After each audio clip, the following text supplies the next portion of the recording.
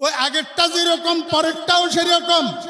খবরদার, আগামী নির্বাচনে আমরা যদি আগের বউয়ের শালি বিয়ে করি তো আবার আমাদের দেশে কখনো লবণ বেশি, কখনো মরিচ বেশি, চুরি আর বাটপারি ছাড়া কিছু হবে না।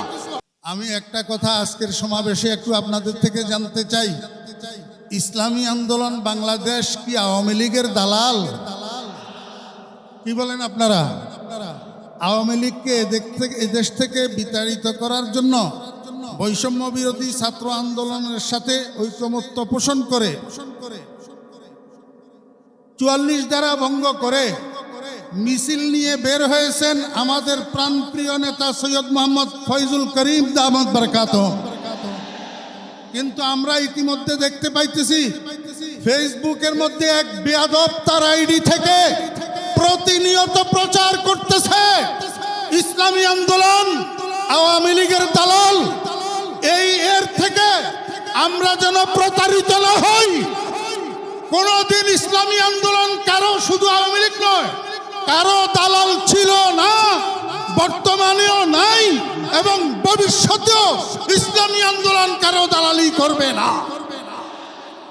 শুধু একটা কথা বলে আমি শেষ করতেছি, আমার সময় 3 মিনিট। এক ভাই বিয়ে করছেন, ওনার বউটা মারা গেছে।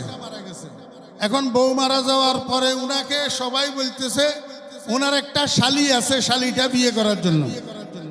তো উনি বলতেছেন যে আমি শালিটা বিয়ে করব না, কারণ আমার বউ যেটা মারা গেছে সেটাও তরকারি রান্না করতে জানে না, একদিন লবণ বেশি, একদিন মরিচ বেশি।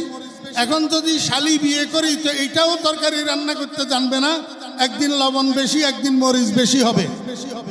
আমার ভাইয়েরা, আমি আপনাদেরকে বলতে চাই, আমাদের দেশের পরিভাষায় বলে আগের বউয়ের শালি, অর্থাৎ আগের বউয়ের বোন, মানে এটা আগের বউয়ের শালি।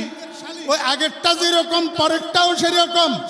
খবরদার, আগামী নির্বাচনে আমরা যদি আগের বউয়ের শালি বিয়ে করি তো আবার আমাদের দেশে কখনো লবণ বেশি, কখনো মরিচ বেশি, চুরি আর বাটপারি ছাড়া কিছু হবে না।